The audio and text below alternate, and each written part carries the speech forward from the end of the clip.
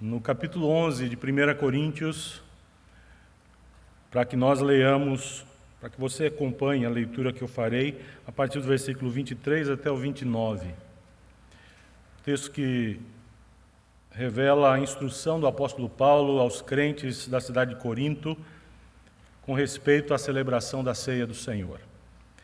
E eu queria falar novamente à igreja presente aqui, representada aqui, e à igreja que nos acompanha de casa, em vários lugares do nosso país e do mundo. Eu queria tocar novamente nesse aspecto da nossa participação na obra de Deus e de maneira específica com respeito à nossa participação na ceia do Senhor, porque aqui está diante de nós uma grande obra espiritual que Deus fincou como a sua bandeira no chão da nossa história, como povo dele que nós somos. E nós não podemos participar desse instante de maneira relaxada, inconsequente, inconveniente. Precisamos ter cautela, atenção à nossa participação na obra do Senhor. E aqui está um dos elementos da obra de Deus que precisa da nossa atenção, da nossa consideração. A palavra de Deus, em 1 Coríntios 11, a partir do versículo 23, o apóstolo Paulo disse: porque eu recebi do Senhor o que também vos entreguei, que o Senhor Jesus, na noite em que ele foi traído, ele tomou o pão e, tendo dado graças, o partiu e disse: isto é o meu corpo que é dado por vós. Fazei isto em memória de mim. Por semelhante modo, depois de haver ceado, tomou também Jesus o cálice, dizendo: este cálice é a nova aliança no meu sangue. Fazei isto todas as vezes que o beberdes, em memória de mim. Porque todas as vezes que comerdes este pão e beberdes o cálice, anunciais a morte do Senhor até que ele venha. Por isso, prestem atenção, aquele que comer o pão ou beber o cálice do Senhor indignamente será réu do corpo e do sangue do Senhor. Examine-se, pois, o homem a si mesmo, e assim coma do pão e beba do cálice. Pois quem come e bebe sem discernir o corpo, come e bebe juízo para si. Oremos. Senhor, estamos diante da Tua palavra e pedimos que Tu a reveles para nós, iluminando o nosso coração através do Teu Espírito, trazendo-nos, ó Deus, entendimento, graça para a nossa participação eucarística e para a nossa participação na obra que o Senhor realiza entre os homens. Ajuda-nos a sermos atentos, a termos um coração aberto, desejoso de compreender aquilo que é da Tua vontade e que não nos falte também, ó Deus, a força necessária em fé para empreendermos algo que seja digno do Teu nome a partir disso. Cuida então de nós, dá-nos a Tua paz na reflexão e na ponderação sobre a Tua palavra e dá-nos o privilégio de sermos unicamente nesta hora para o engrandecimento e para o louvor do Teu nome. Abençoa então a nossa vida e cuida de nós. É por Jesus que nós oramos e suplicamos. Amém. Quando nós pensamos, irmãos, na obra de Deus e na nossa participação nela, há pelo menos duas conotações bem distintas que precisam ser consideradas. Quando nós olhamos para qualquer obra de Deus feita no mundo por intermédio do seu povo, duas coisas precisam ser bem assimiladas, consideradas no nosso coração. Por um lado, nós sabemos exatamente que a obra de Deus ela é algo espetacular, maravilhoso. E quando nós nos envolvemos com a obra de Deus, há profunda alegria no nosso coração. Nós nos alegramos, nós celebramos, nós nos vemos assim, cheios de uma dignidade que não possuímos de maneira inata, né? Nos vemos abençoados pela mão do Senhor. Portanto, por um lado, é um grande privilégio, é uma honra sem precedentes e uma fonte de eterna satisfação para a nossa alma participarmos da obra de Deus aqui na terra. Mas, por outro lado, nossa participação na obra de Deus representa também um risco para a nossa vida e que, às vezes, nós não damos muita atenção a isso, porque nós gostamos, é claro, o coração do homem pende sempre para essa direção, nós gostamos de pensar em coisas positivas e coisas boas, não é? Nós nunca pensamos na punição, né? No envolvimento com a obra de Deus de uma maneira errada, nós pensamos sempre de que haverá bênção para nós, e nós queremos, e a palavra de Deus nos diz que nós somos abençoados. O problema é que nós, muitas vezes, seccionamos, né, e não damos atenção aos dois lados desse mesmo assunto. A obra de Deus carrega um grande privilégio, mas também ela aponta para um enorme risco para a nossa vida. Afinal, trata-se de pecadores como nós, envolvidos com uma experiência de santidade e pureza, que é a obra de Deus. Por isso, a Bíblia adverte a todo aquele que seriamente se põe a fazer a obra de Deus no mundo, que maldito é aquele que fizer a obra do Senhor relaxadamente. A obra de Deus não pode ser feita de qualquer jeito, porque ela carrega, como eu já disse, a personalidade e o caráter do próprio Deus. Nós temos aqui diante de nós uma porção da obra de Deus, uma obra espiritual que Deus, como eu já disse, fincou como a sua bandeira de redenção na história, no chão da história da nossa vida e vida cristã. E nós não podemos simplesmente, desavisadamente, de uma maneira, como diz a palavra de Deus em Jeremias 48, relaxadamente, lançar mão desses elementos como se fossem coisas quaisquer. É pão e vinho e não deixarão de o ser, mas na hora sacramental, o nome de Deus, o nome de Jesus está presente, e o nome do nosso Deus precisa ser reverentemente tratado e honrado. Por isso ele prometeu bênção para quem participa do seu corpo. Mas ele também, como nós lemos aqui na Epístola de Paulo, ele alertou que quem come e bebe indignamente, come e bebe juízo para si, punição e não bênção. A minha preocupação é o que eu devo fazer para não participar da obra de Deus, em particular da ceia do Senhor, indignamente, e me tornar réu do corpo e do sangue do Senhor. O que eu posso fazer para não participar das coisas de Deus de uma maneira errada, inconveniente? O que eu posso fazer? Há pelo menos 3 coisas que nós podemos fazer, que estão aqui nesse texto, segundo a ótica do apóstolo Paulo, sob inspiração direta do Espírito Santo do nosso Deus. 3 coisas que eu queria que você guardasse no seu coração antes de participar da ceia. O tema de hoje é este: antes de participar da ceia, o que eu devo e posso fazer? 3 coisas, pelo menos. Primeira, antes de participar da obra de Deus, antes de participar da ceia do Senhor, faça uma avaliação criteriosa e sincera de sua espiritualidade.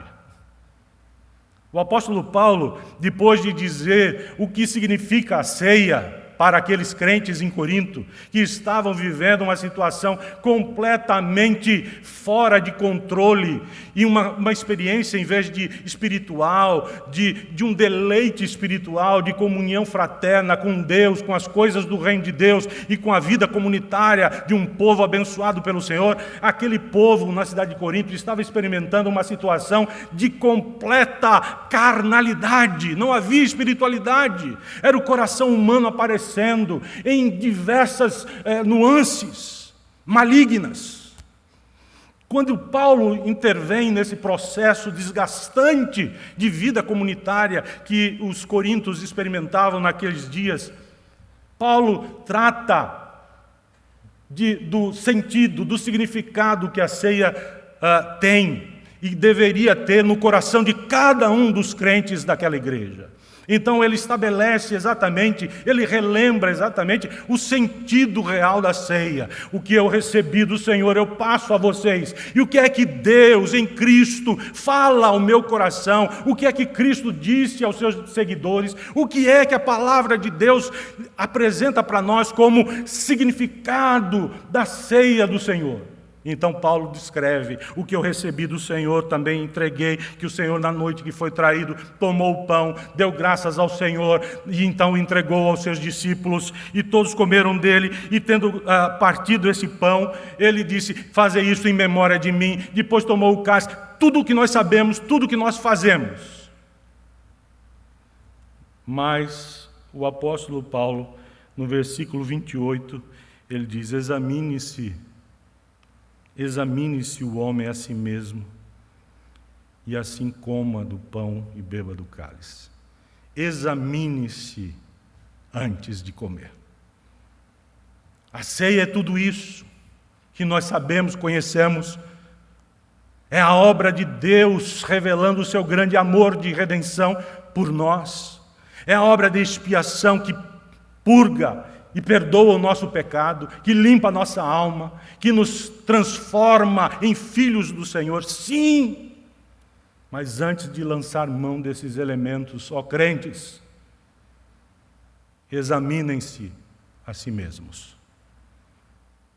Julguem a si mesmos. Examine, meu irmão, minha irmã, investigue a sua vida antes de participar. Escancare as janelas de sua alma para que a luz do céu ilumine as zonas sombrias que existem dentro de você. Olhe com sinceridade para dentro do seu coração, pese a sua conduta e procure observar se você de fato tem andado por um caminho que não é agradável diante dos olhos do Senhor. É um caminho mau. Pese, julgue, investigue, averigue. Faça isso com criteriosa avaliação, com sincera devoção. Antes de se envolver com a obra de Deus, vá atrás da verdade sobre você mesmo. Vá atrás da verdade sobre você mesmo. Faça uma avaliação criteriosa e sincera de sua espiritualidade. Vida com Deus não é uma vida em que nós nos maquiamos em termos religiosos para um comportamento condizente para que outras pessoas vejam. Vida com Deus, essencialmente, é um ato de relacionamento em que nós nos desnudamos na presença do Senhor, a nossa alma se desnuda inteiramente e nós somos vistos a partir de dentro, pelos olhos do nosso bom e grande Deus. Antes de se envolver com a obra de Deus, vá atrás da verdade sobre você mesmo. Ame a verdade, por mais desconfortável que ela possa ser. Parafraseando Clarice Lispector, uma escritora brasileira, sofra com a mais dura verdade, mas não se engane nem se iluda com a mais doce mentira. A verdade deve prevalecer dentro de você. A pergunta que cabe nesse instante é: como está a sua espiritualidade, querido irmão, querida irmã? Por que caminhos você tem andado? Por onde você tem trilhado? Os caminhos do seu viver, trilhados por você, o conduzem para mais perto de Deus ou o tem afastado do Senhor? Para onde você tem se direcionado na caminhada da vida?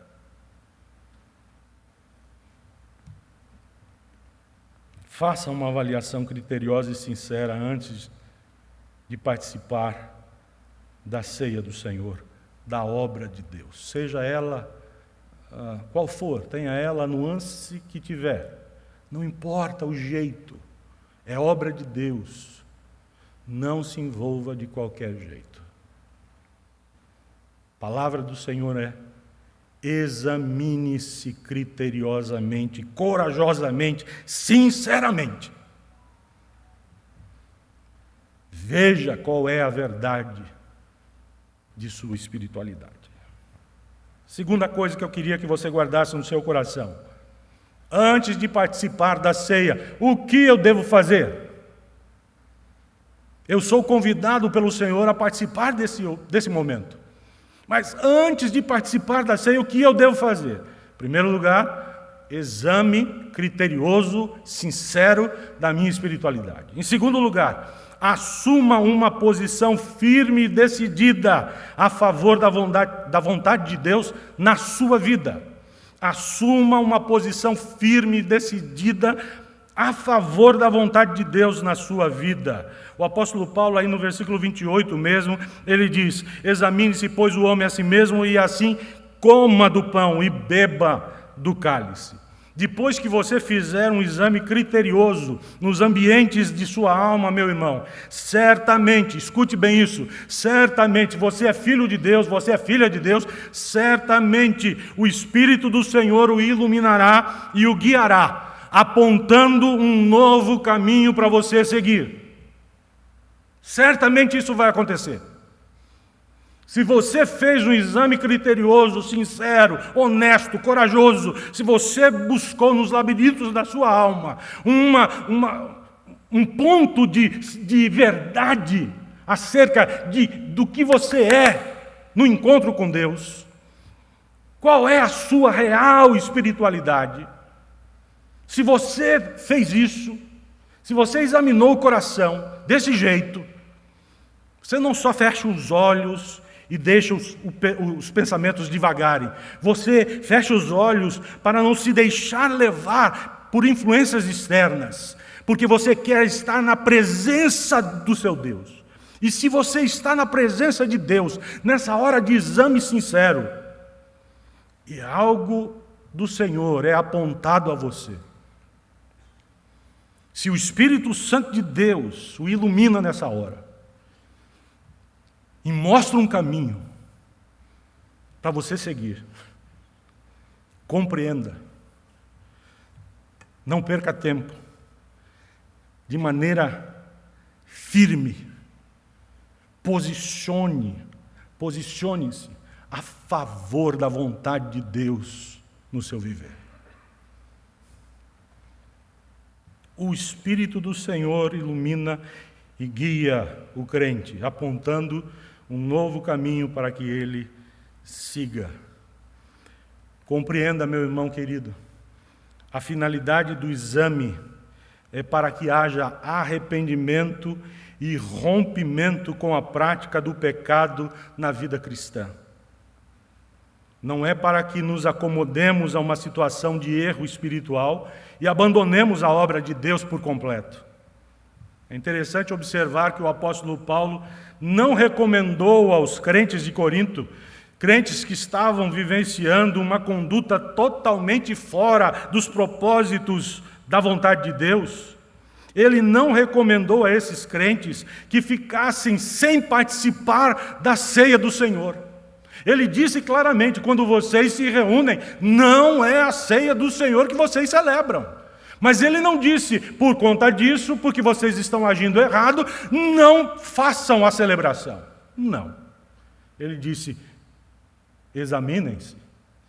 E se o Espírito Santo de Deus convencer o seu espírito de que vocês estão trafegando numa direção oposta àquela que a vontade de Deus estabelece para a vida do seu povo aqui na terra, num momento sacramental como esse, belíssimo, de comunhão com as coisas eternas e com as coisas temporais na vida comunitária, se o Espírito de Deus tocar em sua vida, não endureça o coração, deixe-se moldar pelo novo projeto de Deus, pela nova aliança que Deus fez com vocês, no amor redentivo de Jesus. Deixem-se moldar, arrependam-se dos seus maus caminhos, rompam com tudo aquilo que os tem levado a uma prática que desagrada a vontade de Deus, fere o seu próprio coração, tira o sossego de sua alma e o faz indigno diante de Deus de se envolver com o projeto dele. Paulo diz: depois que isso acontecer, rompa, levante-se e então coma do pão e beba do cálice.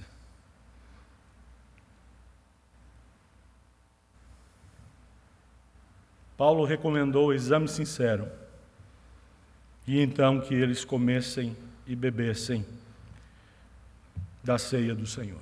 Portanto, queridos, quando o Espírito Santo de Deus lhe mostrar o que deve ser feito na sua caminhada de vida cristã, assuma imediatamente um posicionamento firme e decidido a favor da vontade de Deus na sua vida cotidiana.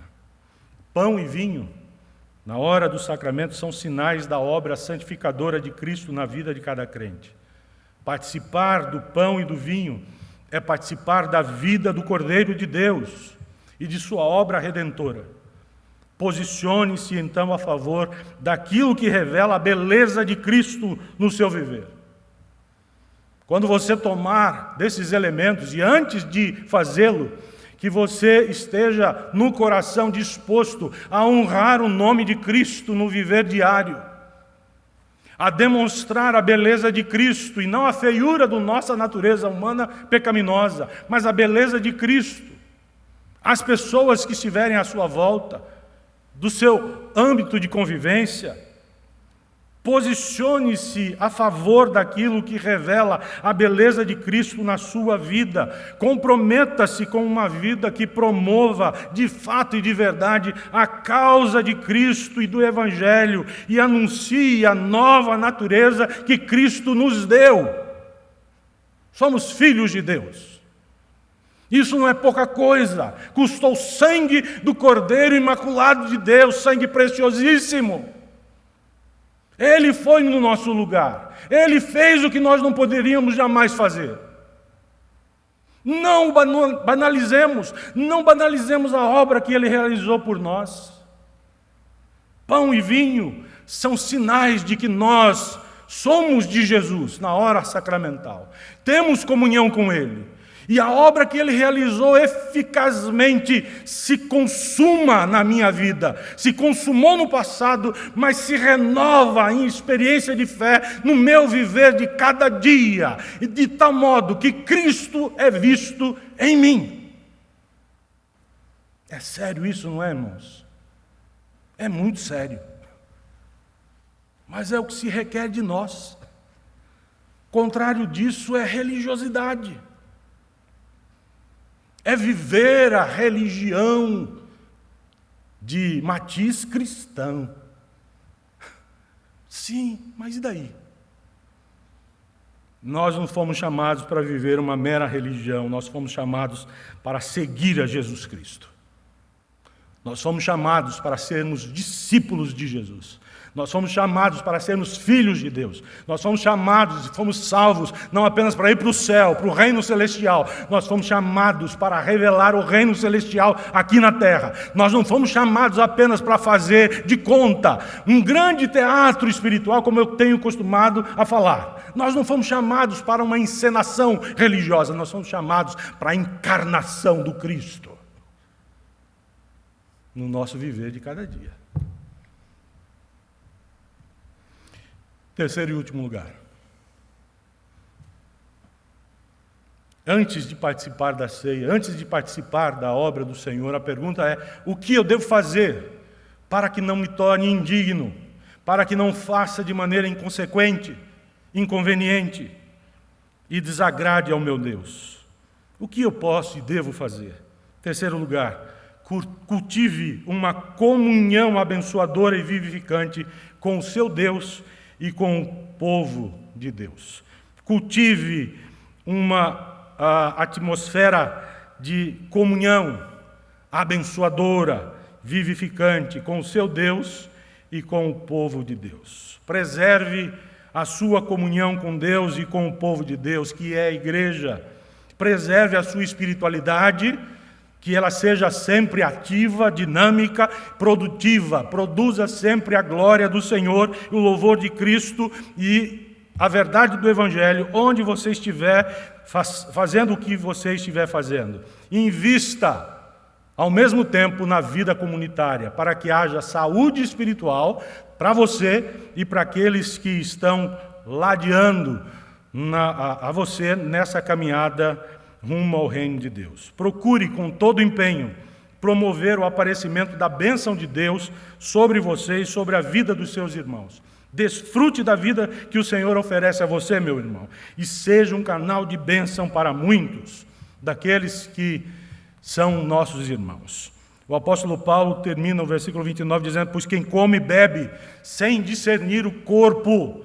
Alguns manuscritos antigos trazem quem come e bebe indignamente, sem discernir o corpo do Senhor, come e bebe juízo para si. Aqui há duas coisas importantes a serem destacadas, com respeito ao corpo do Senhor aqui, ao corpo de Cristo. Nós podemos compreender isso aqui fisicamente, o corpo do Senhor, aquele que Ele ofereceu na cruz do Calvário em nosso lugar. Aquela obra que Cristo fisicamente realizou de expiação pelos nossos pecados. Então eu não posso banalizar o que Ele fez, eu não posso desconsiderar o que Ele fez, eu não posso olhar para trás e perceber que na cruz houve uma obra especial, mas foi apenas uma obra de um homem que morreu ali e eu não tenho nenhuma ligação com o que Ele fez. O que Ele fez morreu com Ele, não repercute na minha vida. Podemos entender assim: quem come e bebe sem compreender que a obra que Cristo realizou fisicamente, historicamente, lá naquela cruz, no Calvário, tem reflexos na sua vida. Se não tiver reflexo na sua vida, come e bebe juízo para si. Ou então nós podemos também compreender o corpo de Cristo em termos espirituais. O corpo espiritual do Senhor, que é a igreja. Esse organismo santo que Ele plantou aqui na terra. E quem come e bebe sem discernir que a bênção que Cristo trouxe para a vida na obra de redenção nos leva a desembocarmos imediatamente num ambiente onde a sua presença é contagiante e a sua presença abençoa. Se nós não entendermos que crer em Cristo é também crer na igreja, se nós não compreendermos que estar em Cristo é também estar na igreja, se nós não nos enxergarmos como participantes desse povo especial da parte de Deus, aqui na terra, comemos e bebemos juízo para nós mesmos. Quem come e bebe sem discernir o corpo, come e bebe juízo para si. É por intermédio da igreja que Deus escolheu em Cristo se revelar ao mundo como Deus Salvador. É por intermédio da igreja que Deus faz conhecida a sua palavra. E é claro que a igreja somos nós em Deus, em Cristo. Não somos apenas nós reunidos num ato religioso, mas nós reunidos em Cristo somos a igreja. É por causa de Cristo que nós caminhamos. É por causa de Cristo que nós vivemos. E, portanto, esse organismo santo que é a igreja é uma fonte de bênção, de alegria para o nosso coração, para a alegria do coração do crente. É uma maravilha estarmos na presença do Senhor, mas é uma grande alegria desfrutar disso na sua companhia. Como o meu coração celebra! Como é especial estar aqui olhando para vocês! Como isso faz bem, todo mundo mascarado. Eu não estou de máscara porque eu estou bem longe de vocês. Mas olhando aqui, todo mundo mascarado. Antigamente isso soaria mal, né? Mas hoje é isso mesmo. Mas como é bom!